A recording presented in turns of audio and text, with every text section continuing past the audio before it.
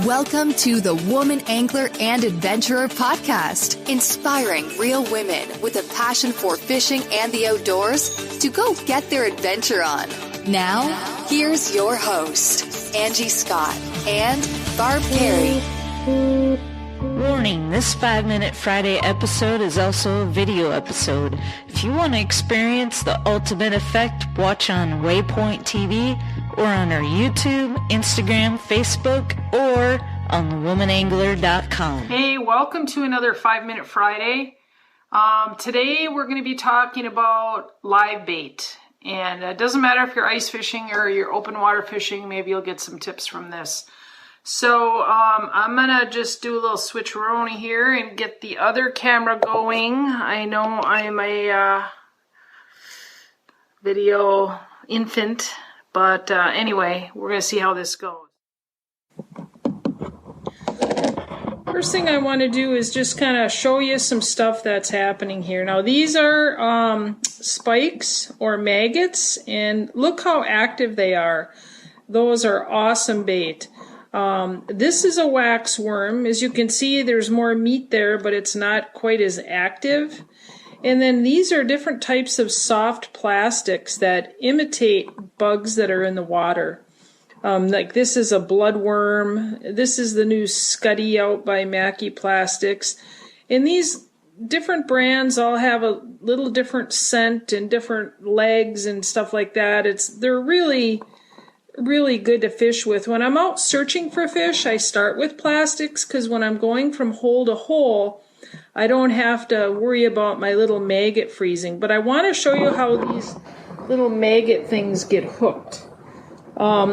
If you can see here, there's two sides to this. One has I'm leaning this up against me. One has a kind of a black spot at the end of it. I don't know if you can see it or not.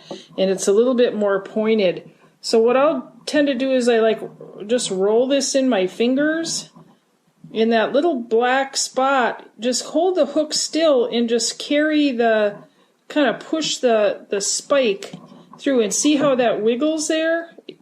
That still has all its life. So this one I'm just going to kind of roll a little bit with this pointed end and pull it right through the tip of the hook there. There's a little membrane in there that will emit a liquid. You can kind of see it there. This one I'm a little bit off. See, now that one is a good example because I was a little bit off. And now look at that one isn't near as wiggly as the other one. That's why it's so important to hook these right. That one I was a little bit low, so... And they come in different colors. This one is, this one here, I really need my glasses for this. Now see how that one? And you can put 4 or 5 of them on there. Now I want to talk about minnows and the different types of minnows there are. This is, the kind of minnow matters. This is an emerald shiner, commonly used in Lake the Woods or Lake Superior. Often there's a golden shiner that's common on inland water. Let me grab one here. This minnow is a sucker minnow. And, there's places where these minnows really are the ones to use. And there's other places where shiner minnows are, shiners or emerald shiners or fatheads. In the bowl there's a crappie minnow or a fathead. You really want to match the kind of the size of the minnow depending on what the natural forage is. So I'm going to show you how I hook these for tip-up fishing or dead stick fishing. I generally use a lot smaller hooks than most people. And there's 2 ways to do it. One is just to go right under the dorsal fin here.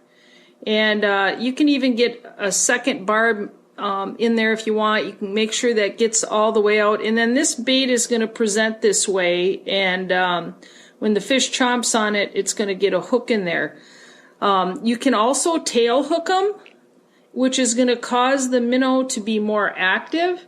And another way is just right under the skin, right without going into the spine. You don't wanna pierce the spine. You just want to kind of go right under the skin and then come back out so the barb of that hook is sticking out so it stays on. So, check your minnows often. Keep these wax worms in your pocket and they'll stay active if they're warm. Try a variety of soft plastics. You can, it's really good to have in your pocket all the time. You can switch up colors really quickly. And, it's not gross at all, so feel free to play around, but look at how those maggots on that swirl drop jig are just going to town, so make sure that you're hooking those right.